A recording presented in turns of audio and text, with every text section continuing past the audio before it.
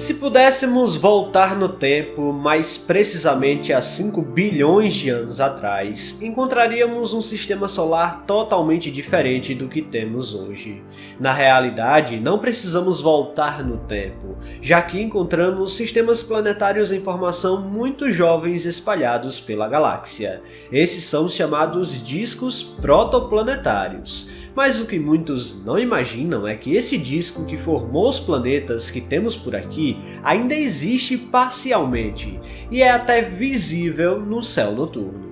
Basicamente, estamos falando de uma luz muito rara que pode aparecer no céu e ser confundida até com o nascer do Sol. No vídeo de hoje vamos conhecer a luz zodiacal e como podemos observá-la no céu noturno.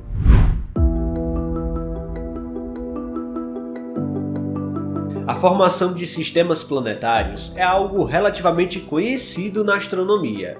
Os observatórios espalhados pelo mundo já capturaram dezenas de pequenos discos ao redor de jovens estrelas. Essas imagens que estamos vendo agora são os exemplos dessas observações e mostram como novos planetas estão se formando em meio a uma imensa nuvem de gás e poeira. A formação planetária funciona baseada num fenômeno conhecido como acreção, onde mais material é aglutinado à medida que a gravidade vai unindo pequenos fragmentos em objetos cada vez maiores. Exatamente, cada planeta que temos hoje um dia foi só uma partícula dentro de uma grande nebulosa. Por incrível que pareça, esse processo de formação planetária, claro, dependendo aí do tamanho do sistema, vai usar uma massa correspondente a 1% da massa total da estrela principal.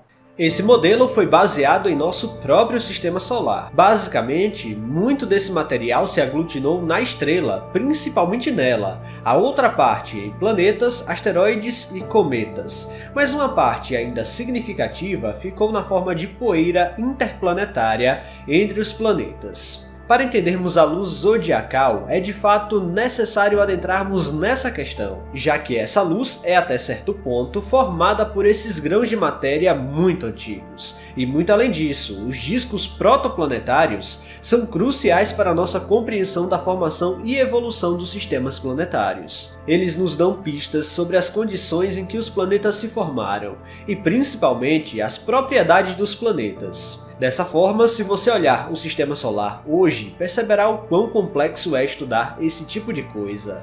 Por exemplo, os eventos que ocorreram após a formação desses mundos acabaram por separar o nosso sistema em dois grupos principais. Um composto pelos planetas rochosos e outro pelos planetas gasosos. Para compreender isso, é necessário voltar no tempo até quando os elementos voláteis estavam dispersos pela nebulosa, e havia a chamada linha de gelo, definida como a distância ao redor da protoestrela, onde a temperatura era suficientemente baixa para que compostos voláteis como água, amônia, metano e dióxido de carbono pudessem se condensar em gelo sólido. Essa linha se encontra a cerca de 700 milhões de quilômetros do Sol, além do cinturão de asteroides e antes da órbita de Júpiter, e é clara a fronteira entre os planetas terrestres e os planetas gasosos. Isso significa que compostos como o hidrogênio e o amônia ficam gasosos dentro da linha de congelamento, devido às baixas temperaturas. Já os materiais mais pesados, como rochas e metais, são capazes de se condensar em temperaturas mais elevadas. Sendo assim, os planetas mais internos e mais próximos da estrela são formados por esses elementos mais pesados, formando o grupo em que a Terra está localizada. Não é à toa que temos grupos de rochas espaciais espalhados por todo o sistema solar e além. Depois da órbita de Marte, temos o cinturão de asteroides. Além da órbita de Netuno, há o cinturão de Kuiper, e bem além, existe ainda a nuvem de Oort. O que há de semelhante entre as regiões? Bom, são restos da formação do sistema solar, e um dos únicos resquícios do que foi a nebulosa que cercava o Sol. Porém, o que muitos não sabem é que existe um outro grupo de pequenos objetos que forma a chamada luz zodiacal e está localizado ainda mais próximo do Sol. Para você entender, a luz zodiacal é um fenômeno óptico que pode ser visto no céu noturno antes do amanhecer ou depois do pôr do sol.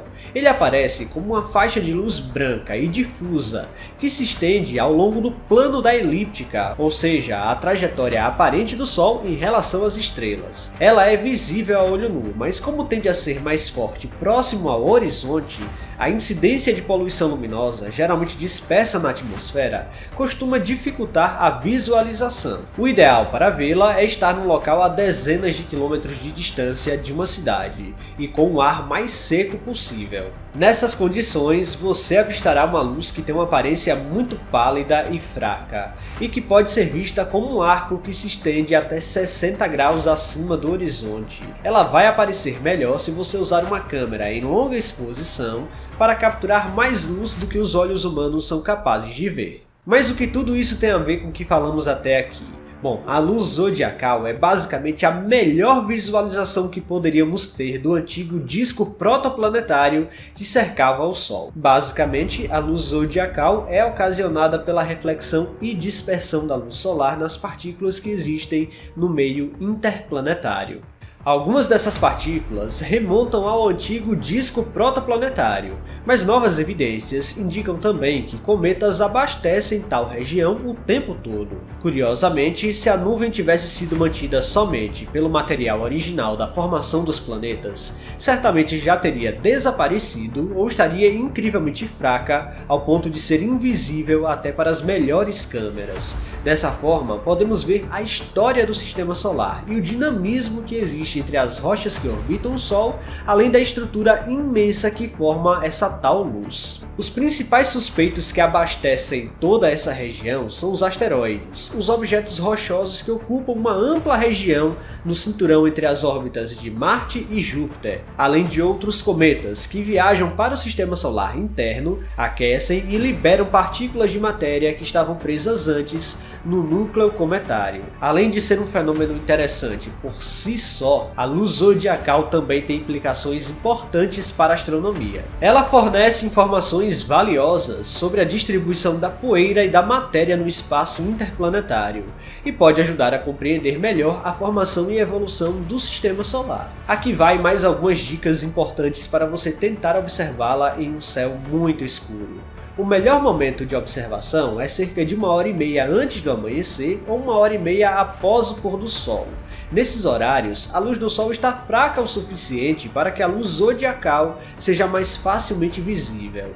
Depois, observe atentamente a direção onde o Sol aparece, mais ou menos ao leste, e tente encontrar a luz esfumaçada que tende a um formato triangular. Lembrando que a direção de observação não pode ter cidades próximas, pois a poluição luminosa pode causar a falsa impressão de estar vendo a luz zodiacal. No mais é isso. Se possível, use uma câmera em longa exposição para tentar capturá-la com maior facilidade e veja a história do Sistema Solar bem diante dos seus olhos. Bom, se um dia você conseguir observá-la, não deixe de voltar neste vídeo e deixar um comentário aqui embaixo.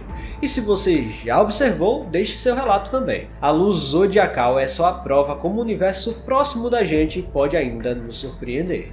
Pessoal, se vocês gostaram deste vídeo, não se esqueçam de deixar o like aqui, que é muito importante.